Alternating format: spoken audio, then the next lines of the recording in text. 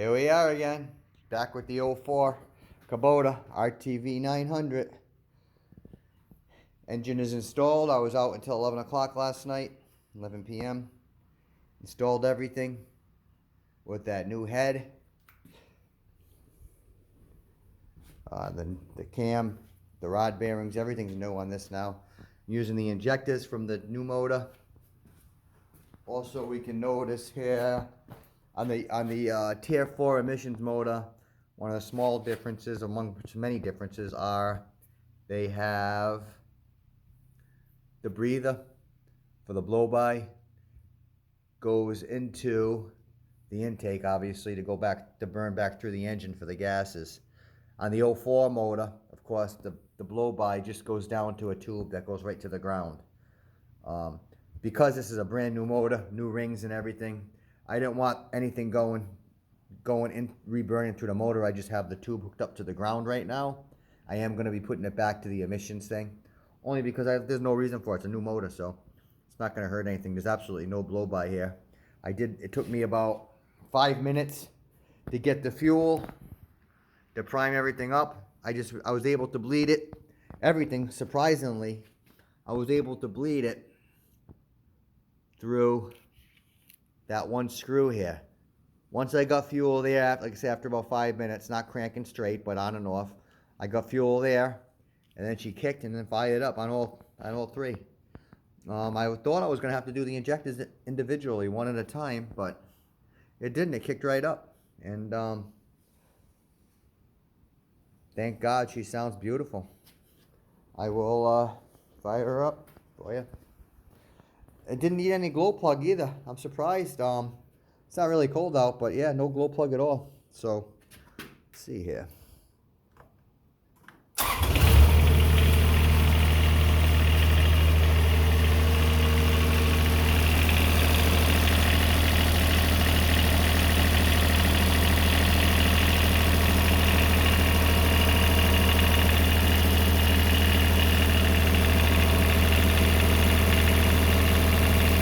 Couple small wires still for the electric fan. My temperature gauge, I had to put the sensor in, but I did have a sensor hooked up to it and done, running perfect. It hit 176, thermostat open, everything's running perfect. It's actually running really cold. I'll explain that more in a minute.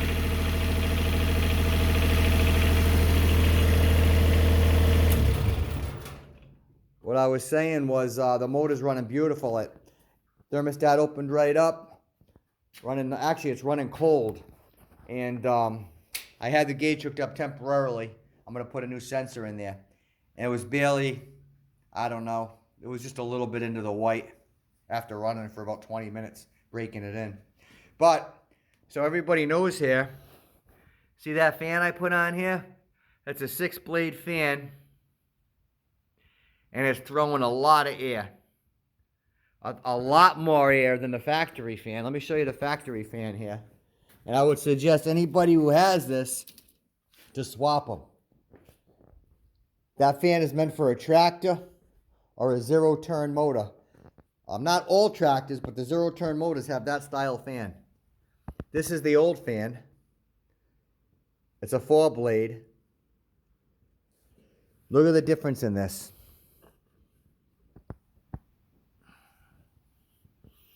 Let me line these up even here. Hub centric. Look at the difference in each one of these blades. I mean, there's a huge difference between that and this as far as blowing air. So no wonder why these things were prone to run a little warm. The fan sucks on them. Definitely put that fan on there. There's absolutely no clearance problems whatsoever, even with the seat on. So yeah, this is great with that new fan. Nice and cool.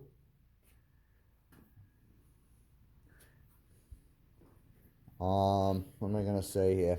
Yeah, one thing I didn't notice on the new cylinder head was, let me get in the light, block that out there. That Allen wrench plug that's stripped out is because of me. That's where the temperature sensor goes, for the actual gauge itself. I'm having a hard time getting that out. I'm going to try it one more time once the engine's up to temperature. maybe it'll come out a little bit easier. I wish I thought of that while I had the cylinder head out, because I could have drilled it out very easily and taken it out. I don't want to risk getting metal in there. But if that doesn't come out with the engine warm, I'm just going to run this wire for the temperature gauge. I'm going to run it over to the thermostat house in here. And this is just for the electric fan.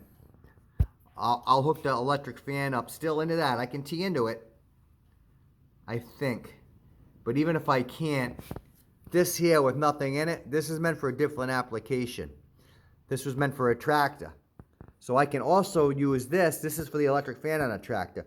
I can hook my electric fan up into this, which I think I'm going to do now that I think about it.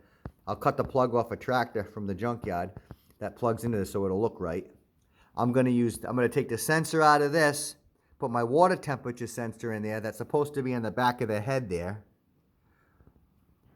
And that way I'll just run the temperature gauge wire here. It's getting the same reading. It's not going to make a difference if it's in the front of the head or the back of the head. That's what's great with these. There's so many options on this.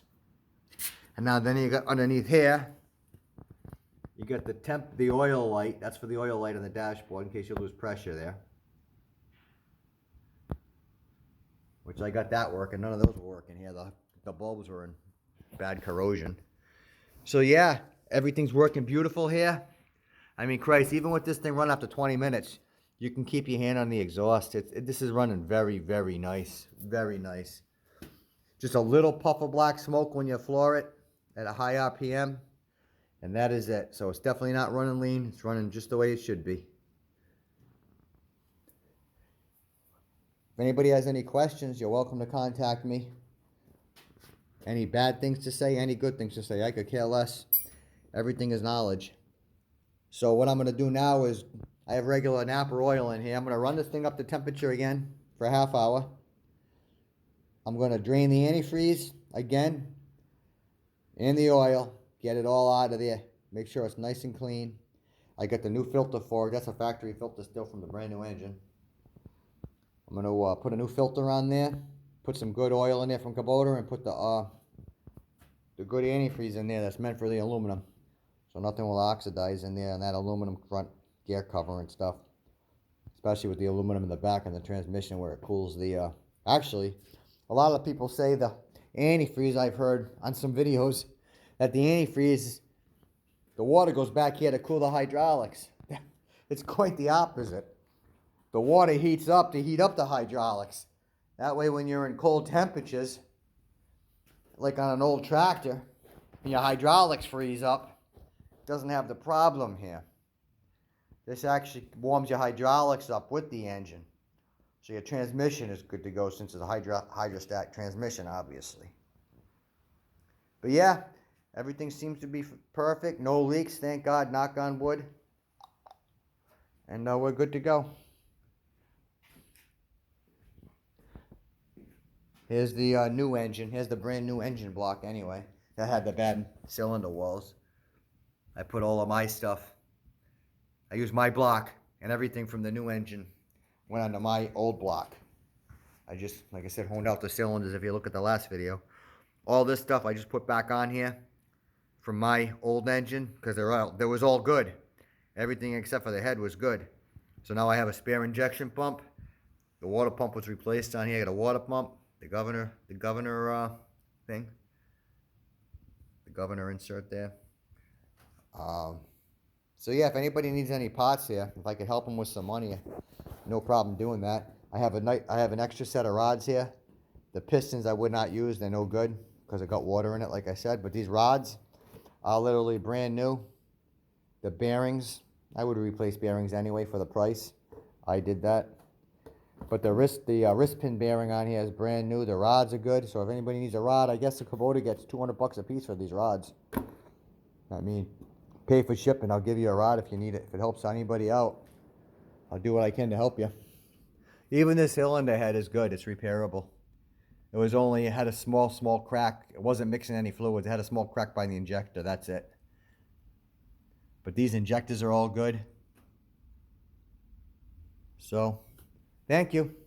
Thanks for watching. Like I said, if I can help anybody, please let me know. I'll be back once I get this thing running better. everything back together. Also do some more chassis update work. This is fixed up. Everything. I don't care about looks.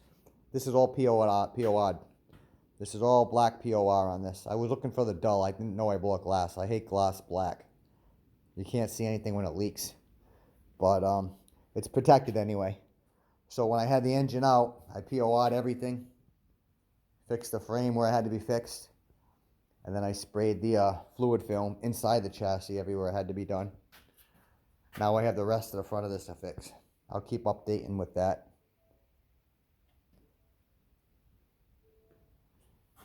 Anyway, thanks again.